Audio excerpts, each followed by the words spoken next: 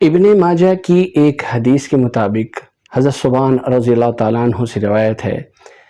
کہ انہوں نے فرمایا کہ آپ صلی اللہ علیہ وآلہ وسلم نے ارشاد فرمایا کہ میں اپنی امت کے ایسے افراد کو ضرور پہچان لوں گا قیامت کے روز کہ جب وہ تہامہ پہاڑ جیسے سفید پہاڑ جیسی بڑی نیکیاں لے کر آئیں گے تو ان کو اللہ رب العزت بکھرے ہوئے غبار میں تقسیم کر دے گا، بکھرے ہوئے غبار کی طرح اس کو اڑا دے گا۔ ان بڑی بڑی نیکیوں کو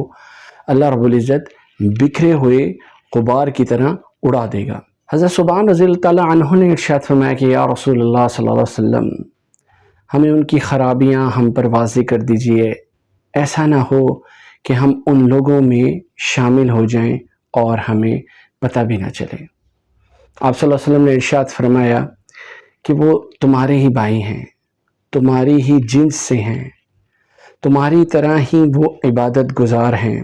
تمہاری طرح ہی وہ رات کے حصے میں عبادت کرتے ہیں، لیکن جب ان کو تنہائی ملتی ہے تو وہ اللہ کی حدودوں کو پامال کرتے ہیں، یعنی اللہ کی منع کردہ چیزوں اور حرام کردہ چیزوں کو اپنا کر اپنے اعمال کو ضائع کر لیتے ہیں۔ اس حدیث کے مطابق اگر دیکھیں کہ صحابہ اکرام ایک کمرے میں گئے اور وہ تنہائی میں تھے، کنڈی لگا لی، اور کنڈی لگا کر کیا ایسی چیز ہے کہ وہ حرام کردہ چیزوں کو پامال کرے؟ حدیث تو آپ صلی اللہ علیہ وسلم صحابہ اکرام کو بتا رہے تھے،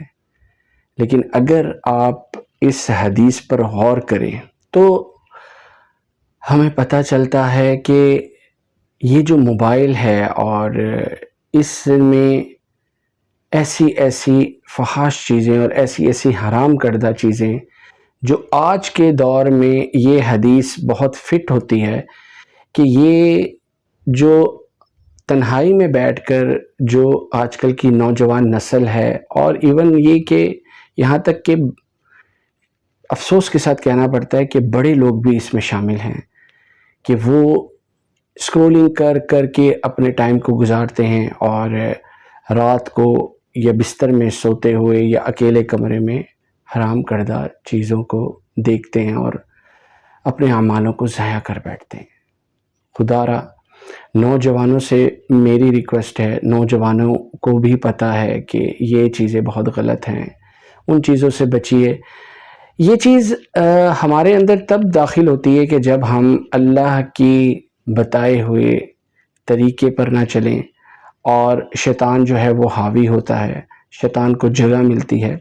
اور نماز نہ پڑھنی، قرآن نہ پڑھنا۔ آپ کو نماز اور قرآن یہ بے حیائی سے بچاتا ہے۔ آپ دیکھ لیجئے گا کہ جب بھی آپ نماز کو پابندی سے پڑھیں گے تو آپ بے حیائی کے کاموں سے دور ہوں گے، کیونکہ آپ کو پتہ لگے گا کہ آپ اللہ کے قریب ہیں اور آپ کو اللہ پاک دیکھ رہے ہیں۔ اور یہ جو حرام کردہ چیزوں کو جو اپناتے ہیں لوگ، دیکھتے ہیں اور ان چیزوں پر عمل کرتے ہیں، وہ اپنے اعمالوں کو دن بدن ضائع کرتے جا رہے ہیں۔ یعنی آپ صلی اللہ علیہ وسلم نے ارشاد فرمایا کہ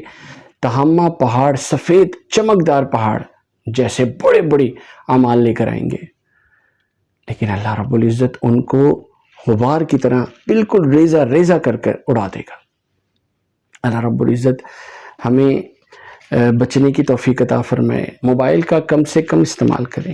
رات کو بستر پر جانے سے پہلے موبائل کو سائٹ پہ رکھ دیں، نیند پوری کریں، فجر میں اٹھیں، نماز پڑھیں، اور اس کے بعد پھر اپنا رزق تلاش کرنے کے لیے نکل جائیں۔ اللہ پاک برکت عطا فرماتا ہے، اللہ پاک زندگیوں میں برکت عطا فرماتا ہے، اللہ ٹائم میں برکت عطا فرماتا ہے، اللہ صحت میں برکت عطا فرماتا ہے، اور اللہ زندگیوں میں برکت عطا فرماتا ہے، اولاد میں۔ تو ہمیں چاہیے کہ موبائل سے زیادہ دور رہیں۔ اس حدیث کو مد نظر رکھتے ہوئے ہمیں اللہ پاک بچنے کی توفیق عطا فرمائے۔ آمین یا رب العالمین۔